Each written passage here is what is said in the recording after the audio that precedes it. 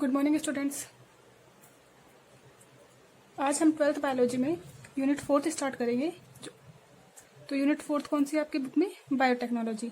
देखिए, इस जो यूनिट है बायोटेक्नोलॉजी से आपसे इसकी जो मार्किंग का जो वेटेज है वो कितना है? 5 मार्क्स का। तो आपके क्वेश्चन पेपर में 5 मार्क्स के क्वेश्चन इस बायोटेक्नोलॉजी यूनिट से आएंगे। इसमें आपके 3 चैप्टर्स इंक्लूड है। तो चैप्टर 14, 15 एंड 16 बायोटेक्नोलॉजी में है। देखो, बायोटेक्नोलॉजी एक हमारी बहुत ही एनिशियंट ब्रांच है जिसको हम आज यूज कर रहे हैं ह्यूमन वेलफेयर के लिए। क्लियर है? तो इसका आज हम जनरल इंट्रोडक्शन देखेंगे कि बायोटेक्नोलॉजी क्या है, क्या इसकी डेफिनेशन है, कैसे यूज करते हैं, कैसे इसकी ब्रांचेज हैं, इनके बारे में आज हम डिस्कस करेंगे। तो आज हम जो लेसन स्टार्ट करेंगे वो लेसन नंबर 14।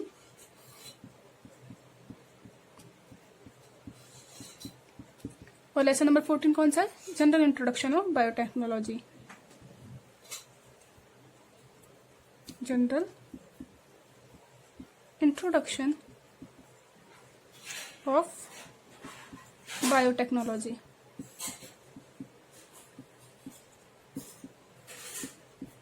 क्लियर हुआ? अब देखिए, हम पहले सबसे पहले डेफिनेशन देखते हैं कि बायोटेक्नोलॉजी साइंस की कौन सी ब्रांच है और क्या इसकी डेफिनेशन है, इसके बारे में हम देखते हैं।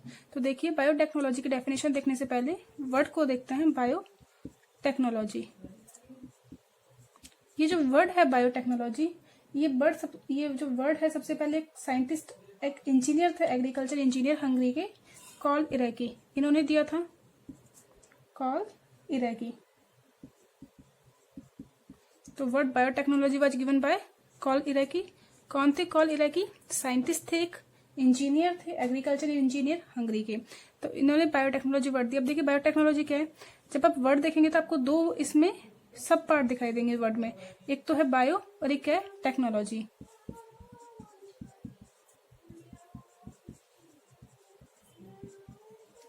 बायो से हमारा मतलब होता है लाइव, जिनके पास भी जो लिविंग मटेरियल है, जो भी लिविंग ऑर्गेनिज्म है, उन्हें हम किस में इंक्लूड करते हैं? बायो में।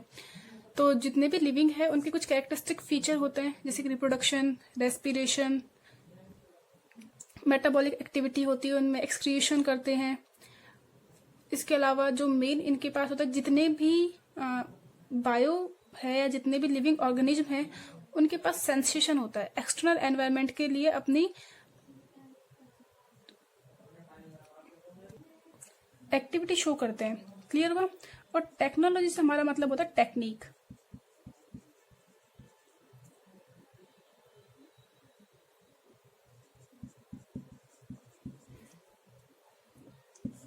टेक्नोलॉजी से क्या मीन हुआ? हमारा टेक्निक। देखिए,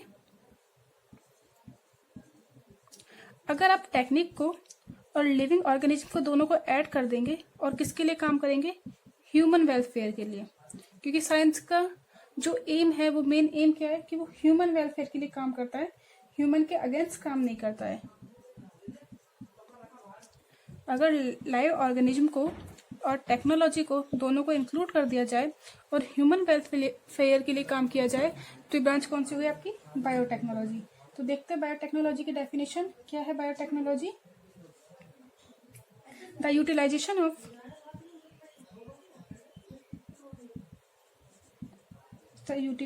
of living organism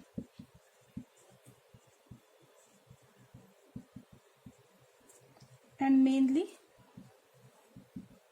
micro organism. हम मेनली यहाँ पे क्या काम में लेते हैं? माइक्रो ऑर्गेनिज्म को। किसके लिए? ह्यूमन वेलफेयर के लिए। बायोटेक्नोलॉजी में मेन क्या काम में लेते हैं? Micro organism. तो the utilisation of living organism and micro organism for the human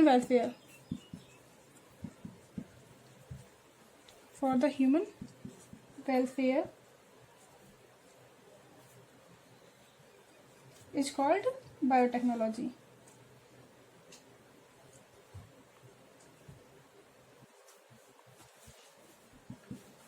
It's called biotechnology. In biotechnology,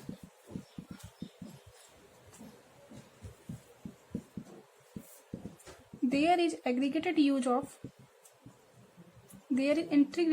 of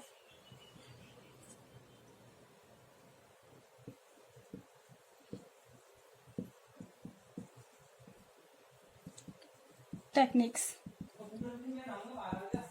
देखिए क्या कह रहे हैं हम कि यूटिलाइजेशन ऑफ लिविंग ऑर्गेनिज्म, कि आप लिविंग ऑर्गेनिज्म का और माइक्रो ऑर्गेनिज्म का, माइक्रो ऑर्गेनिज्म से आपका क्या मीन है, cells, unicellular organism, bacteria, fungus, इनका आप यूज कर रहे हैं किसके लिए, ह्यूमन वेलफेयर के लिए, तो उसे क्या बोल देंगे हम, बायोटेक्नोलॉजी। और बायोटेक्नोलॉजी में हम माइक्रो ऑर्गेनिज्म के साथ साथ किसको यूज में लेते हैं, टेक्निक्स को भी काम में लेते हैं। तो टेक्निक्स का और लिविंग ऑर्गेनिज्म का जो इंटीग्रेटेड यूज है उसे हमने क्या बोल दिया है, बायोटेक्नोलॉजी। और जो वर्ड है बायोटेक्नोलॉजी वो किस साइंटिस्ट ने दिया था, कॉल इराकी ने। देखिए बायोटेक्नोलॉजी के लिए एक फेडरेशन बना हुआ है और वो फेडरेशन क्या करता है, बायोटेक्नोलॉजी के जितने भी एस्पेक्ट्स हैं, जो उसके यूजफुल एस्पेक्ट्स है या जो हार्मफुल एस्पेक्ट्स हैं, उन सबको कंट्रोल करता है, उनके ऊपर काम करता है। तो वो फेडरेशन कौन सा है, EFB।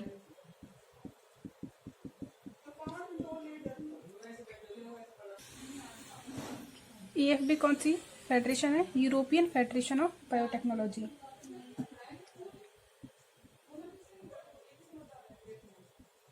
यूरोपियन फेडरेशन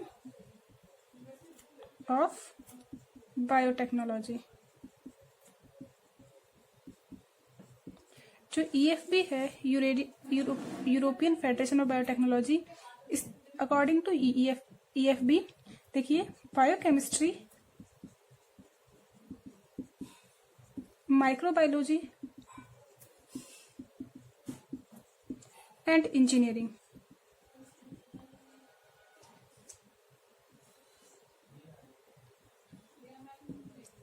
साइंस की तीनों ब्रांचों का जो इंटीग्रेटेड यूज है वही क्या है आपका, बायोटेक्नोलॉजी।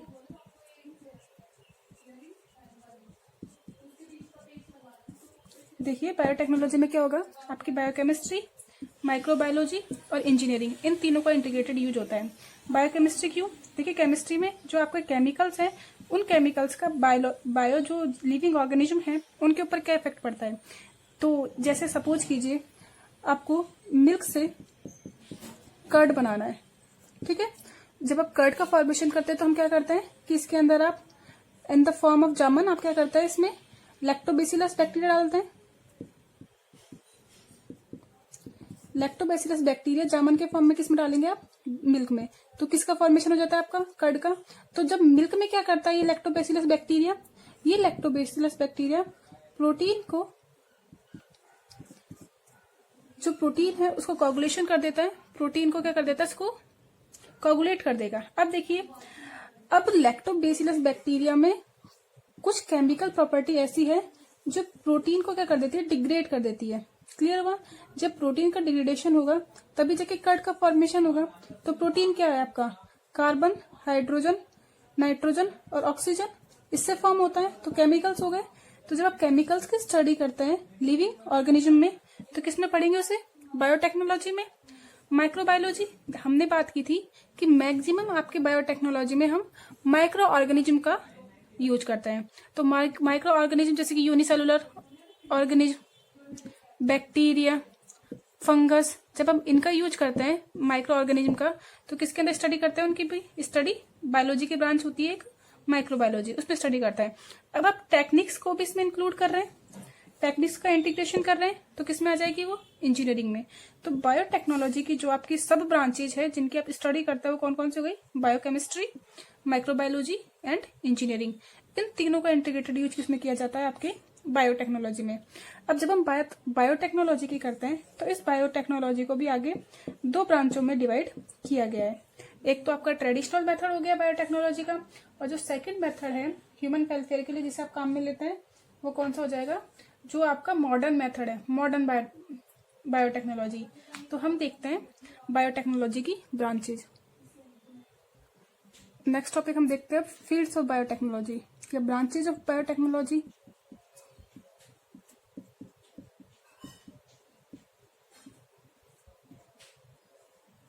इसको आप टाइप्स ऑफ बायोटेक्नोलॉजी भी कह सकते हैं। जो बायोटेक्नोलॉजी है इसको आप टू टाइप्स में डिफरेंशिएट कर सकते हैं। एक तो हो जाएगा ट्रेडिशनल बायोटेक्नोलॉजी एंड सेकंड है इसमें मॉडर्न बायोटेक्नोलॉजी।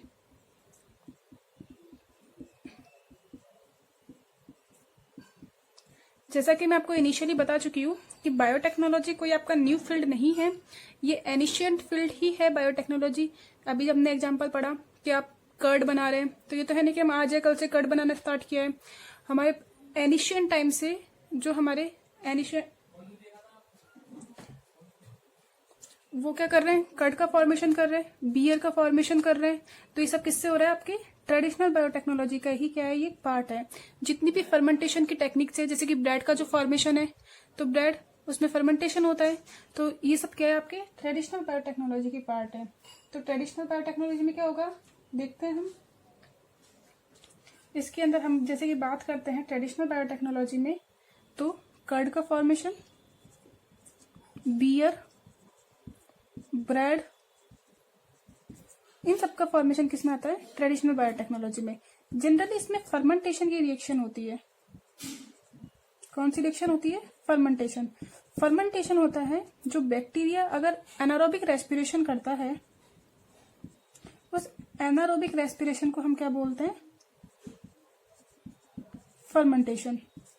कुछ बैक्टीरिया ऐसे होते हैं जो एरोबिक करते हैं, कुछ ऐसे होता है जो ऑक्सीजन की एब्सेंस में रेस्पिरेशन करते हैं, तो उसे एनारोबिक बोल देंगे। तो जो एनारोबिक रेस्पिरेशन है, इसे ही हम क्या बोल देते हैं, फर्मेंटेशन।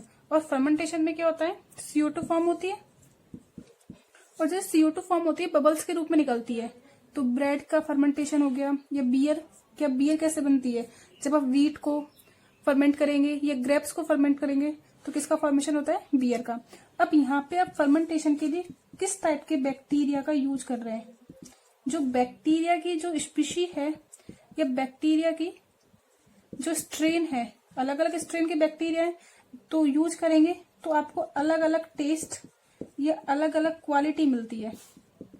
ऐसे जब चीज का फॉर्मेशन होता है, तो चीज का फॉर्मेशन भी ऐसे ही होता है। तो जैसे जैसे आप अलग अलग टाइप के बैक्टीरिया काम में लेंगे, तो फर्मेंटेशन से जो CO2 का रिलीज है या जो अल्कोहल का फॉर्मेशन है, वो भी अलग अलग टाइप का होगा, जो परसेंटेज है वो अलग अलग होगी, और आपको अलग अलग टेस्ट की बियर या विस्की या ब्रांडी ये आपके अलग अलग बैक्टीरिया के कारण आपको मिलती है। तो ये किसमें आ गई, आपके ट्रेडिशनल बायोटेक्नोलॉजी में। जब हम मॉडर्न बायोटेक्नोलॉजी की बात करते हैं, तो कैसी टेक्निक्स काम में ली जाती है, इसमें मॉडर्न टेक्निक्स काम में ली जाती है। कैसी टेक्निक्स काम में ली जाएगी, मॉडर्न टेक्निक। और ये जो मॉडर्न टेक्निक्स है, ये टेक्निक्स कैसी होती है, बहुत ही कॉम्प्लेक्स टेक्निक्स है। और किस में काम मिलेंगे हम, ह्यूमन वेलफेयर में। देखिए जो बायोटेक्नोलॉजी है, इस बायोटेक्नोलॉजी के ऊपर आपका इंटरनेशनल एक फेडरेशन बैठता है, और वो इसके जितने भी आपके रिसर्च है या जितने भी इसके प्रपोजल्स हैं उनके ऊपर कंट्रोल करता है। क्योंकि अगर इसको पॉजिटिव वे में यूज नहीं किया जाए, तो आप नेगेटिव वे में भी इसे यूज कर सकते हैं, तो ये ह्यूमन के लिए हार्मफुल रहेगा। और साइंस हम कैसे लेते हैं, ह्यूमन के वेलफेयर के लिए काम में ले रहे हैं। तो जो जितने भी मॉडर्न टेक्निक्स है जो कॉम्प्लेक्स है, जिसमें आप माइक्रो ऑर्गेनिज्म को और टेक्निक्स को इंक्लूड कर देंगे ह्यूमन वेलफेयर के लिए, तो क्या हो जाएगी, वो आपकी मॉडर्न बायोटेक्नोलॉजी। अगर हम मॉडर्न बायोटेक्नोलॉजी की बात करें, तो ये बहुत ही ज्यादा एक्सपेंसिव होती है। क्या है ये, आपकी बहुत ही ज्यादा एक्सपेंसिव टेक्नोलॉजी है। जैसे कि हम बात करें, अगर हम बायोटेक्नोलॉजी, मॉडर्न बायोटेक्नोलॉजी के बारे में बात करें, तो इसमें कुछ टेक्निक्स काम में ली जाती है। वो टेक्निक्स कौन कौन सी है, देखिए। जैसे कि plant culture, plant tissue culture. आप प्लांट के किसी एक टिश्यू को लेकर के लैब में यूज करें, प्लांट के किसी लीफ से, स्टेम से या फ्लावर के किसी पार्ट से एक पूरा प्लांटलेट का फॉर्मेशन हम कर सकते हैं लैब के अंदर, तो प्लांट टिश्यू कल्चर में आ गया। ऐसे ही एनिमल टिश्यू कल्चर, इसके ऊपर भी कंटिन्यू रिसर्च हो रही है कि आप एनिमल के किसी एक टिश्यू को लेकर के आप पूरे ऑर्गन को फॉर्म कर सकते हैं। जैसे जनरली हम बात करते हैं प्लेसेंटा की, तो प्लेसेंटा में कुछ टिश्यू सेल्स होती है जो क्या होती है, टोटीपोटेंट सेल्स होती है। कैसी सेल्स होती है, टोटीपोटेंट। इनके बारे में हम आगे स्टडी करेंगे। टोटीपोटेंट सेल का मतलब क्या है कि किसी भी बॉडी के किसी भी ऑर्गन का या किसी भी सेल का फॉर्मेशन कर सकती है। बॉडी, ऑर्गन और सेल, एनी टाइप ऑफ। आप चाहो तो उससे ब्रेन बना लीजिए, चाहो तो उससे हार्ट बना लीजिए, लीवर बना लीजिए। अभी चल रही है इसके ऊपर रिसर्च चल रही है, ऐसा काम हो सकता है।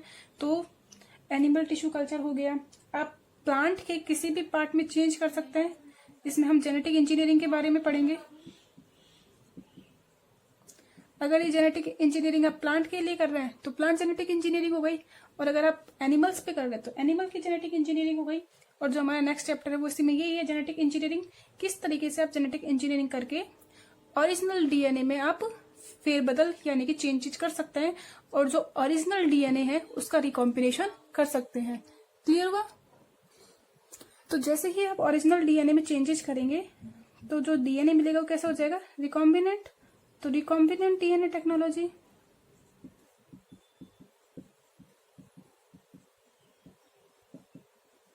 कि आप जो ओरिजिनल डीएनए है उसमें क्या कर रहे हैं? चेंज कर रहे हैं।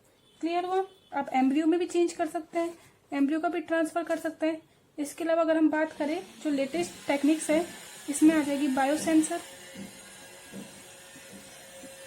Biochip and biofilms. बायोसेंसर आपके डिजीज के बारे में बताएगा कि बॉडी में कौन कौन सी डिजीज है उसका सेंसेशन देगा केमिकली यूज करके। बायोचिप्स एंड बायोफिल्म्स, तो देखिए ये आपकी मॉडर्न बायोटेक्नोलॉजी की कुछ टेक्निक्स हैं जिनके बारे में स्टडी करेंगे। अभी हम जो जनरल इंट्रोडक्शन देख रहे हैं उसमें हम बायोसेंसर, बायोचिप और बायोफिल्म्स के बारे में स्टडी करेंगे।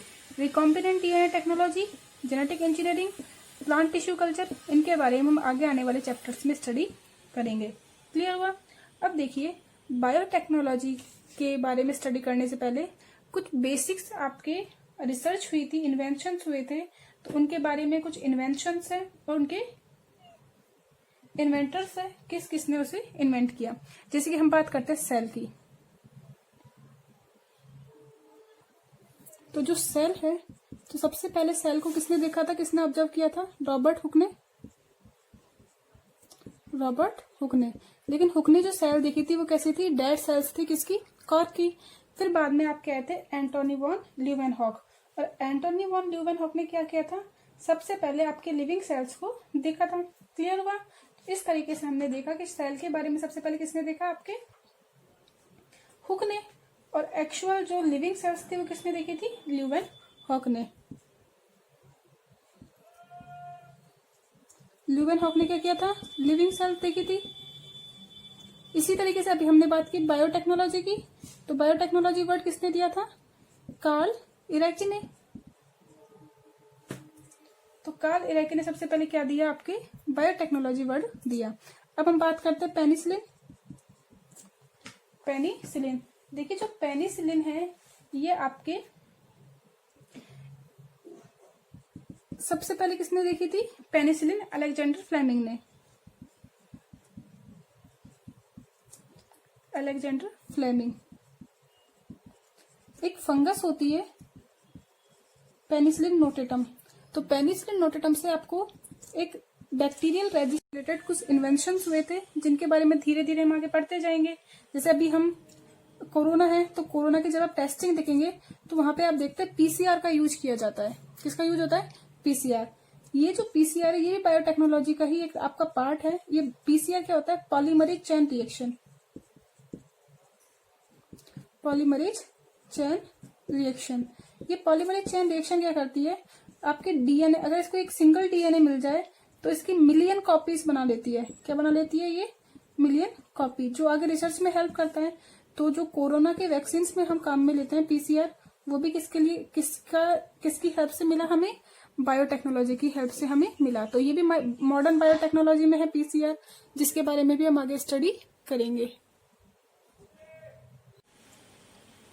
तो पीसीआर के बारे में भी हमारे आगे आने वाले चैप्टर्स में स्टडी करेंगे। तो आज हमने जनरल इंट्रोडक्शन देखा कि बायोटेक्नोलॉजी क्या है और क्या क्या इसके ब्रांचेज हैं, इसमें हम किस किस स्कोप में को स्टडी करेंगे। तो आज के लिए इतना ही। Thank you.